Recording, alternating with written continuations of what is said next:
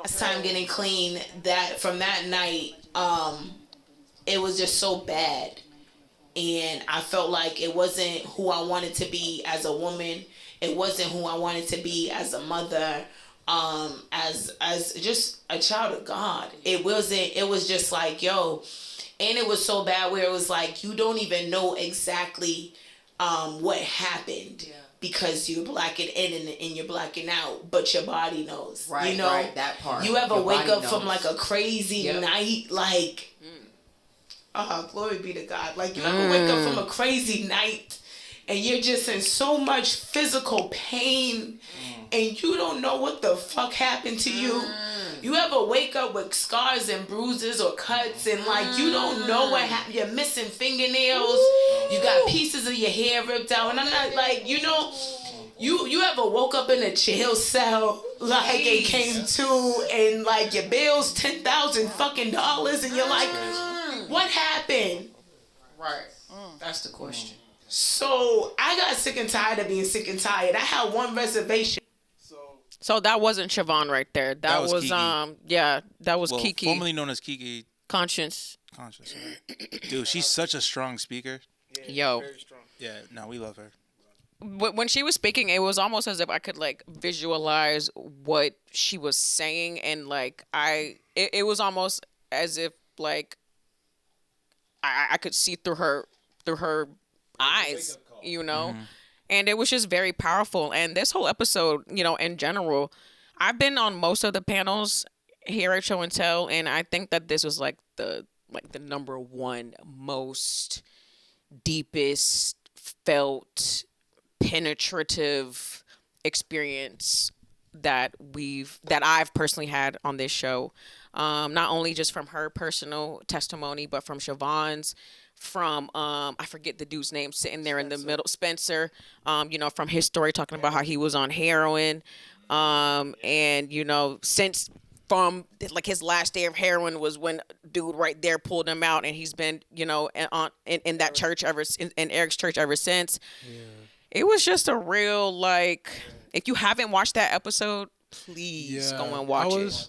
And it's crazy because I was behind the camera and I was fucking crying because Kareem, he came in, he didn't really know what the conversation was about, and when when he heard us talking about each and every one of the guests talking about their form of addiction, he started to open up, and I didn't expect what he said to touch it, because just like addiction, and it just makes sense because Shane said, like, addiction comes in different forms, like whether it's sex, there's just some sort of need to fill in that empty void. And we go through it all the time, and it's really heartbreaking. A lot of the stories, and I walked away with something too. Just being humble where you are, and you don't know what anybody's going through. That's right. Who here has an experience with addiction? Probably the potheads over here. I was going to say that. I didn't want to say that, but I guess I'm going to say it. No, but it had nothing to do with pot. It had to do with sex. Well, yeah, it does. Okay. Oh, yeah. I had a actual sex addiction. Like, it start. I don't know how deep I really want to go into it, but another time I'll go as deep as possible. No pun intended. Right now, if I go as deep as it really goes to, it'll be really off-putting. So I'll just say this: I had a actual sex addiction, and I'm recovered for the most part. You know what I mean? And I'm living healthier, living better. How were you able to recover? What were your methods? Found love. No. One Piece. Something like that. Something like that.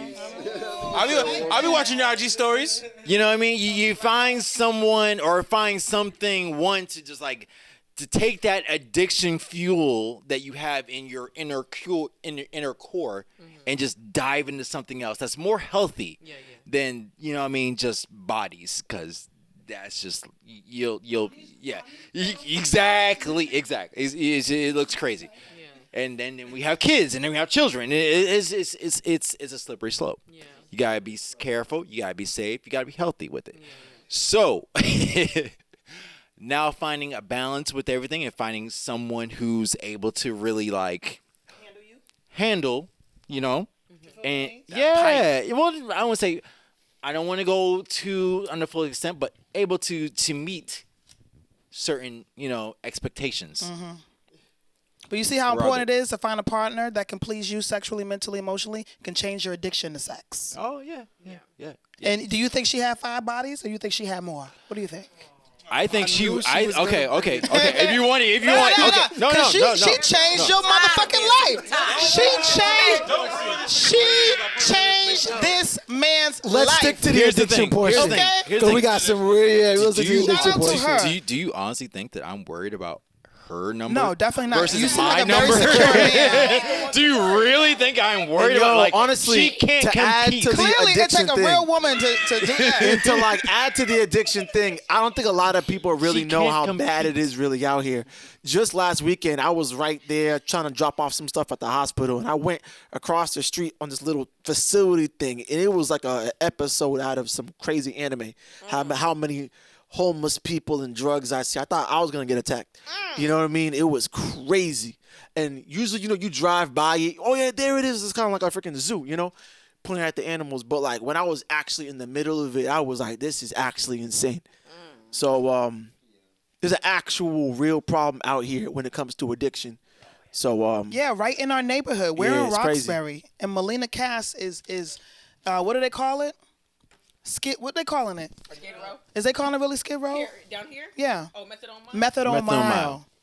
I Methadone work Mile. And let me tell you something. right next door. Since I moved outside of Boston, when I finally started coming back to Roxbury, it really was for the podcast, okay? Yeah.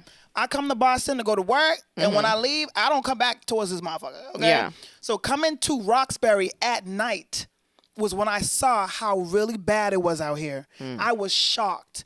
Because I'm old enough to have lived in a Boston who would never even allow that type of image on such a prominent area where you come off in the airport and important people get off this exit. Right, and you got hotels and you got colleges and you got brownstones just half a mile. I was shocked. And I said to myself, Boston must have got real low to not give a fuck about all these people camped out here like this.